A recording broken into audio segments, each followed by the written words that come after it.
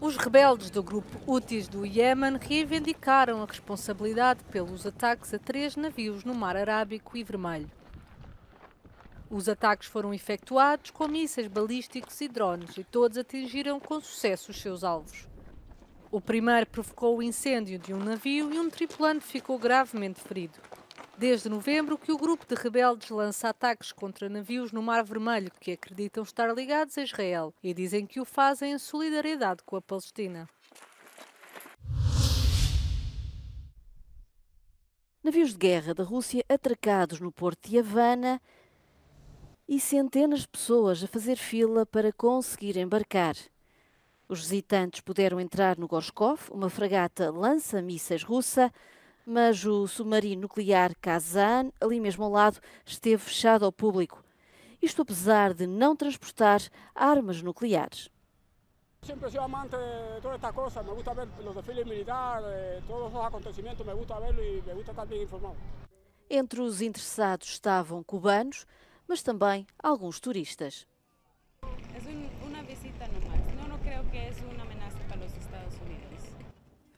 Antes de chegar a Cuba, a frota russa fez exercícios militares no Oceano Atlântico.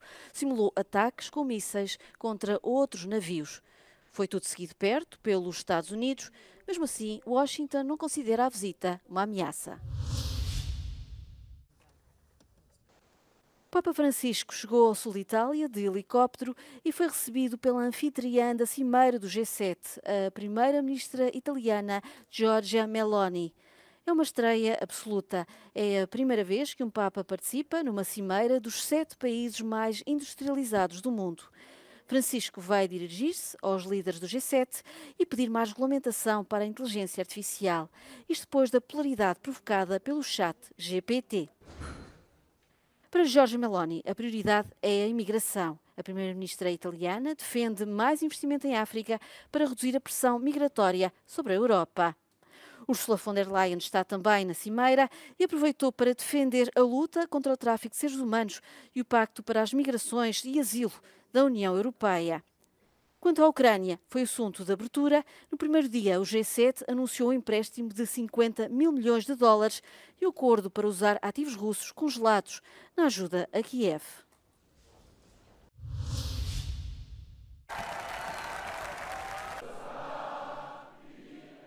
Foi uma noite de vitória para o Rassemblement National. O partido de extrema-direita francesa conquistou 30 lugares no Parlamento Europeu, o melhor resultado em toda a União Europeia. Mas não chega para liderar o hemiciclo. O Partido Popular Europeu continua a ser a maior família política. Já o grupo Identidade e Democracia, de extrema-direita, está em 5º lugar.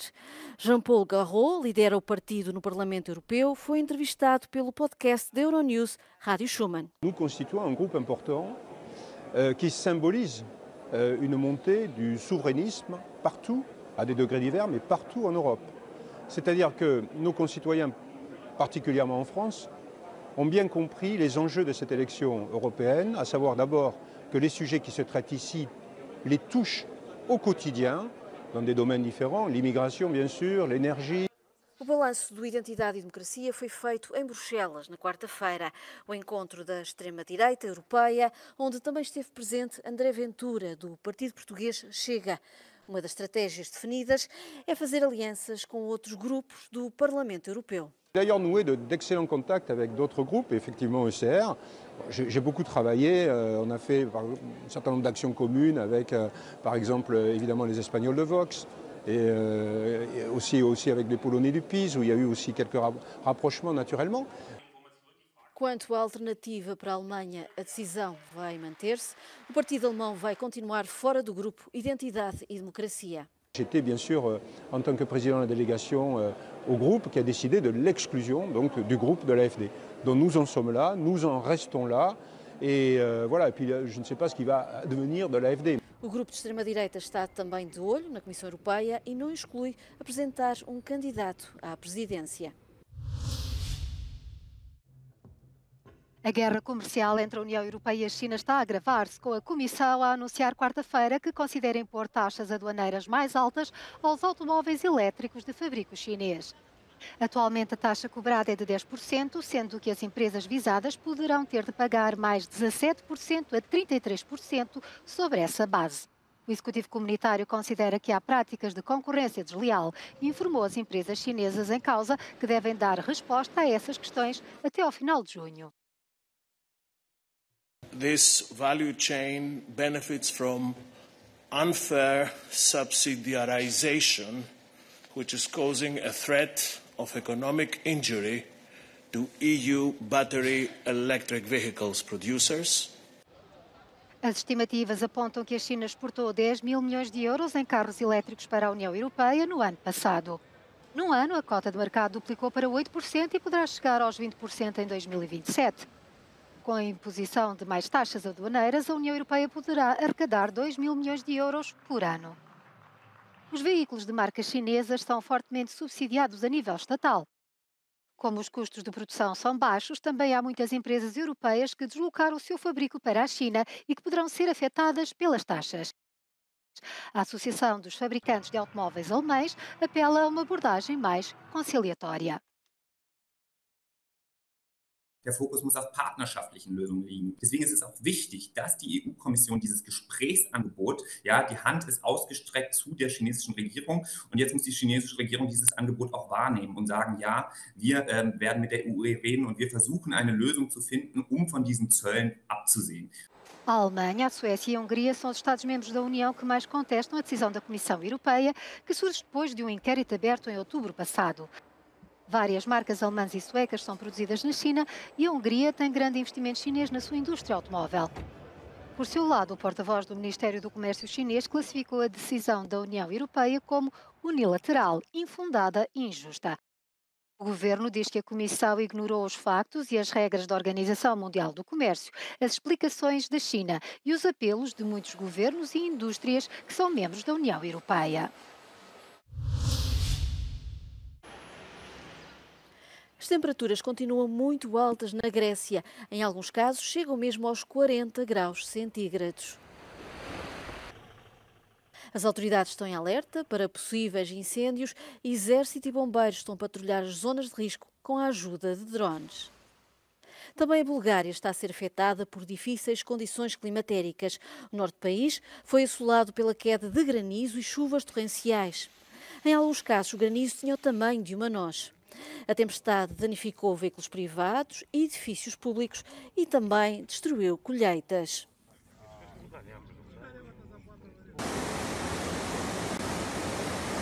E de Múrcia, em Espanha, chegam estas imagens de inundações.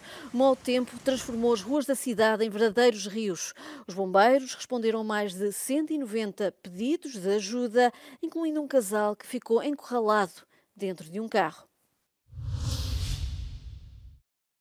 A Guardia Civil espanhola diz ter desmantelado uma das maiores redes de tráfico de cocaína da Europa. Agentes que trabalhavam com base em informações de forças da Europa e da América do Sul lançaram uma operação esta quarta-feira. Apreenderam casas, dinheiro e fizeram várias detenções. Segundo a Europol, estas detenções resultaram no desmantelamento de uma rede responsável pelo tráfico de várias toneladas de cocaína da América do Sul para a União Europeia. Alegadamente, os suspeitos operavam plataformas na África Ocidental e nas Canárias.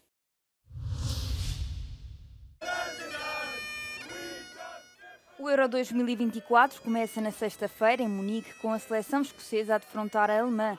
Os adeptos escoceses deslocaram-se em massa até a Alemanha e revelaram estarem otimistas quanto a uma possível vitória.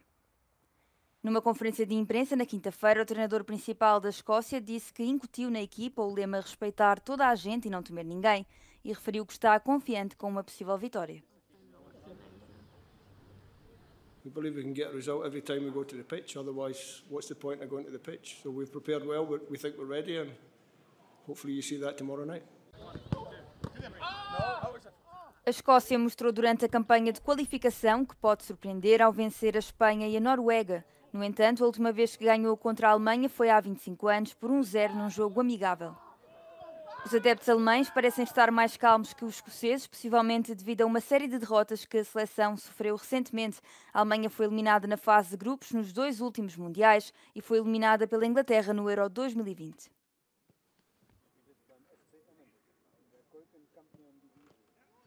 Ich glaube schon, dass sie sehr unangenehm sein werden, aber auch spielerisch gut mithalten werden. Und dementsprechend gilt es definitiv, die Schotten nicht zu unterschätzen. Also ich habe großen Respekt vor ihnen, aber wir wissen natürlich auch, was wir können, dass wir extrem viele Qualitäten haben.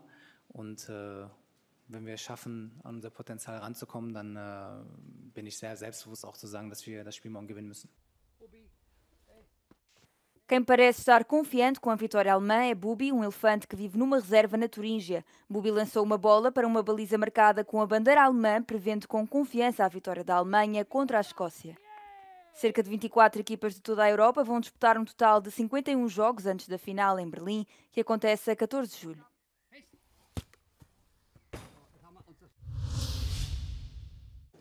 A peregrinação a Meca, que todos os muçulmanos devem fazer pelo menos uma vez na vida, se tiverem capacidade física e financeira, começa já na sexta-feira. Esta peregrinação, conhecida como Hajj, é um dos 5 pilares do Islão e uma das maiores reuniões religiosas do mundo. No entanto, com o número de peregrinos que se juntam de vários países, este é também um dos maiores negócios da Arábia Saudita. Os hotéis e restaurantes à volta da grande mesquita estão constantemente cheios e as lojas estão abertas 24 horas por dia. الحركة التجارية تكون ممتازة ويكون الأسواق ممتازة ويكون الحجاج يعني يتقضوا هدايا من مكان مكرمة من أطهر بقاع الأرض فهم يشتروهم من هنا عشان البركة. Na terça-feira, mais de 1 milhão de peregrinos chegaram ao país prontos para participarem no Hajj. Para muitos muçulmanos, esta é a única grande viagem que fazem na vida, sendo que alguns passam anos a poupar dinheiro para atingirem este objetivo.